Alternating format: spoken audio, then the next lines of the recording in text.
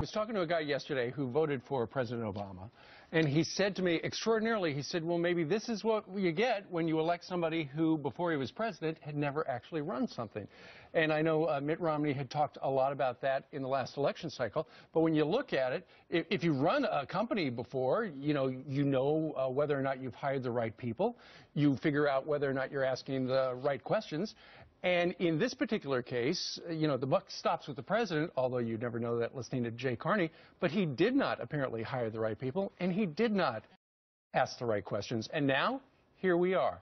And extraordinarily, and unfortunately for him, even members of his own party who have backed him without fail are starting to say, you know what, you got to delay this because it's not working out correctly. In fact, they're siding with the Republicans. The only one with any guts is Joe Manchin. During the big debate, when everyone was sitting in their corners refusing to negotiate, he's the only one who came forward and said, I had some problems with it. You have the others now who say, oh, yeah, I got a huge problem with it, but you're gutless. During the debate, when you could have actually helped the country and helped the program that your party put forward, you did nothing. Now you see it's a disaster, and you're trying to save your own butt. Here's Senator Joe Manchin.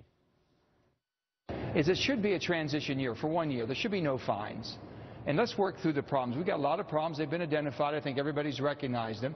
Let's fix it. Right. Well, as it turns out, there is going to be a delay of 6 weeks. Yes. It has nothing to do with the stink bomb rollout regarding the website.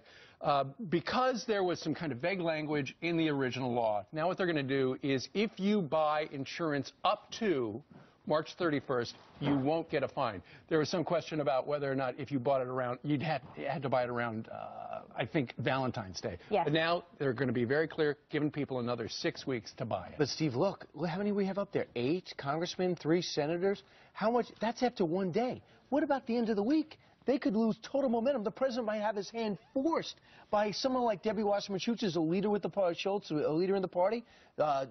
Even Nancy Pelosi has said this is unacceptable. How could the president hold off his own party much longer? I don't actually know that he can, Brian. I think you made a valid point right there, and I would suspect that we're going to be seeing perhaps what Joe Manchin is requesting, maybe even a year delay coming up. And keep in mind, on that grid right there, a number of those are U.S. senators, Democrats, who are up in tough reelection.